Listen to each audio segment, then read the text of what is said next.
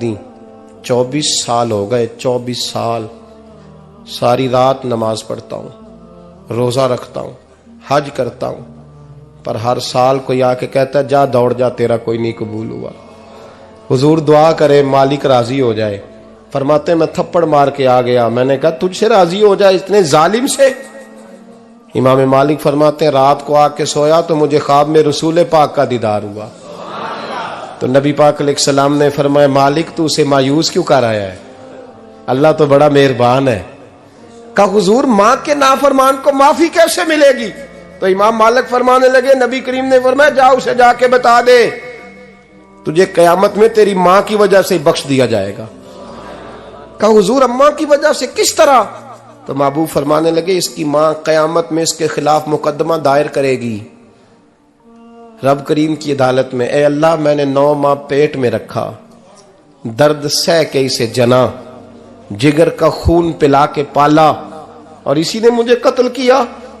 रब करीम इसकी माँ का मुकदमा सुन के कहेगा उठाओ इसको दोज़ख में फेंको, इसने माँ जलाई थी इसे भी जलाओ। महबूब फरमाने लगे जब पकड़ करके मालिक उसको मोहम्मद बिन हारून को लोग ले जाएंगे ना जहन्नम की तरफ, अभी फरिश्ते घसीटेंगे ही तो पलट के फिर अम्मा की तरफ देखेगा और दूसरी दफा फिर घसीटेंगे तो पलट के देखेगा और तीसरी दफा फिर पलट के कहेगा अम्मा ये मुझे जलाने लगे, अम्मा ये जहन्नम में फेंकने लगे। मेरे हबीब फरमाने लगे वो जल के मरने वाली माँ वहां भी बोल पड़ेगी, कहेगी या अल्लाह चल मैंने माफ किया तू भी माफ कर दे, ऐ अल्लाह मैंने माफ किया तू भी माफ कर दे, अल्लाह तू माफ कर दे इसे, अल्लाह तू इससे दरगुजर फरमा, इसे माफ कर दे। मेरे महबूब पाक अलैहिस्सलाम फरमाते रब करीम कहेगा इसने तुझे जलाया, तो कहेगी अल्लाह ये तो बेटा था इसने जला दिया, मैं माँ हूं, मेरे सामने जले तो मैं कैसे बर्दाश्त कर सकती हूँ। फरमाया उसने जला के मारा था पर उसी माँ की वजह से रब करीम इसे जन्नत अता फरमाएगा। पलटा पलटा जा जाके माँ के पैरों में बैठ, जा सवेरे अनपढ़ बाप से दुआ कराया कर, जा बिल्कुल अंगूठा छाप बाप से सुबह दुआ कराया कर, देख रब करीम तेरे लिए रहमतों के दरवाजे खोल देगा। और आखिरी बात ये भी सुन ले, माँ बाप के इंतकाल के बाद रिश्ते खत्म नहीं होते।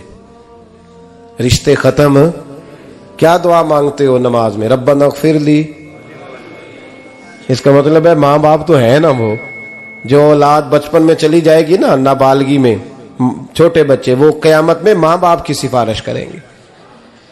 माँ बाप के इंतकाल के बाद भी आला हज़रत फाज़िल बरेलवी ने 12 हुकूक लिखे हैं माँ बाप के फतावा रज़विया में। फरमाया उनके दोस्तों से दोस्ती रख, उन्होंने जो वादे किए थे वो वादे पूरे कर, अगर उनके जिम्मे कर्जे हैं तो अदा कर, और अगर तेरे माँ बाप जो नेकियां करते थे वो नेकियां जारी रख। और इमाम जलालुद्दीन सुयूती ने शरह सुदूर में लिखा है जमीन पे रह के गलत काम ना करना, वरना फरिश्ते कब्र में जाके तेरे माँ बाप को कहेंगे तो कितनी बुरी औलाद पैदा करके आया। और फरमाया तो दुनिया में रह के अच्छे काम कर, चाहे दुआ मांग चाहे ना मांग, फरिश्ते कब्र में जाके कहेंगे क्या बात है तुम्हारे बेटे की, कैसा लाल पैदा किया है, दुनिया खैर से भर दी है। और भाई मुझसे कोई बंदा पूछे ना कि माँ बाप को इसाले सवाब का सबसे बेहतरीन तरीका, तो मैं कहता हूं बेटे नमाजी हो जाओ। क्या कर? ताकि हर नमाज की आखिरी रकत में तू कहे रब्बना इग़फिर ली। नमाज अल्लाह की, जिक्र माँ बाप का, अल्लाह ने रख दिया है। रब्बना इग़फिर ली हर नमाज की हर आखिरी रकत में खत्म शरीफ पढ़ा जाएगा, और नमाज के अंदर पढ़ेंगे इंशाअल्लाह ताला, पढ़ेंगे नमाज इंशाअल्लाह, वादा नहीं करा रहा। दाढ़ी किसकी सुन्नत है? नहीं जिन्ना नहीं रखी हो बोलो, जिन्ना रखी हो तो बोलन डाया ने। किसकी सुन्नत है? तो सरकार के गुलामों ने रखनी है किसी और ने रखनी है? गुलाम कहते हैं अभी हम नेक ही नहीं, नेक होंगे तो रखेंगे। वो खुदा के बंदो, नेक तो सारी जिंदगी बंदा नहीं होता। कभी किसी ने दावा किया है वली गौस कुतुब ने कि अब मैं बिल्कुल गुनाह नहीं करता, मैं पाक साफ हो गया हूं? किया है कभी? ये शैतान का वसवसा है। दाढ़ी हुजूर की सुन्नत है, और रखो तो नबी पाक की मर्जी के रखो, पूरी मुट्ठी रखो। اپنی مرضی کی نہ رکھو، جتنی مجھے اچھی لگتی ہے اتنی میں نے رکھ لی. ایک مٹھی داڑھی رکھیں. ساری دنیا کی ٹرینیں گزرتی ہیں تو گزر جائیں، نماز کا وقت نہیں گزرنا چاہیے. بس ختم ہو گئی بات. دنیا تو چند روز ہے. او پئیاں دس دیاں قبراں جنہاں تے پھول پئے، ادھروں کوئی نہیں جی آمدہ تے ادھروں لکھاں گئے. نماز سب سے پہلے، اس لیے کہ رب رسول کے بغیر ہمارا گزارا ہی نہیں. نماز، قرآن پاک اور درود و سلام، یہ قضا ہونا ہی نہیں چاہیے، جو مرضی ہو جائے. اور ساتھ ساتھ سنت اور شریعت کا لحاظ کرنا سیکھیں. اور میری اپیل یہ ہے، ہر عمارت پہ غلاف نہیں چڑھتا، صرف خانہ کعبہ پہ چڑھتا ہے. ہر کتاب کا غلاف نہیں ہوتا، صرف قرآن پاک کا ہوتا ہے. ہر بی بی کا پردہ نہیں ہوتا، صرف مسلمان عورت کا ہوتا ہے. جو چیزیں پردوں میں ہوتی ہیں نا وہ مقدس ہوتی ہیں.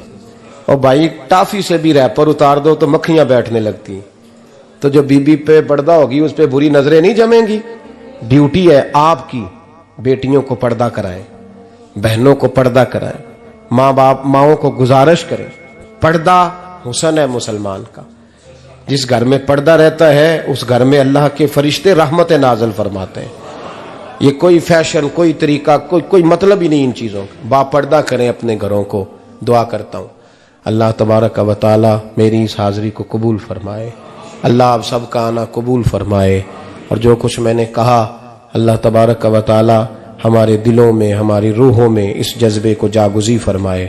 آخر دعوانا اللہ سلامت رکھے. اب کافی نہیں ہو گیا کام؟ میں تقریر بھی اتنی کرتا ہوں 35-40 منٹ کی، یہاں تو کچھ زیادہ ہو گئی ہے میرا خیال ہے. تھوڑی بات کرنے کی کوشش کیا کرتا ہوں.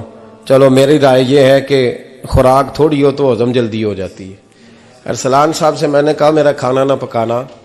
میرا موقف یہ ہے کہ محفلیں سستی کرنی چاہیے تاکہ زیادہ ہونی شروع ہو جائیں. مہنگی بڑی ہیں اس لیے میں دس زیادہ ماڑا بندہ تے ہاتھ ہی نہیں نہ پاندا. تو میں کہا کرتا ہوں کہ کم سے کم خرچہ ہو. ہمارے کروڑوں روپیہ سالانہ لگتا ہے محفلوں پہ. اگر اربوں کہہ دوں تو پھر بھی بات غلط، لیکن اس کا رزلٹ ہمیں اس طرح کا نہیں ملتا جس طرح کا ملنا چاہیے. لیکن آپ نے عظمت والدین پہ پروگرام کیا. میری رائے یہ ہے کہ حقوق زوجین پہ بھی ہونا چاہیے. اور شادی سے پہلے ہر بچے کو میاں بیوی کے حقوق کا پتہ ہونا چاہیے. بعد میں 3 طلاقیں دے کے آ جاتے ہیں، کہتے ہیں مینوں پتہ ہی نہیں سی. تو اگر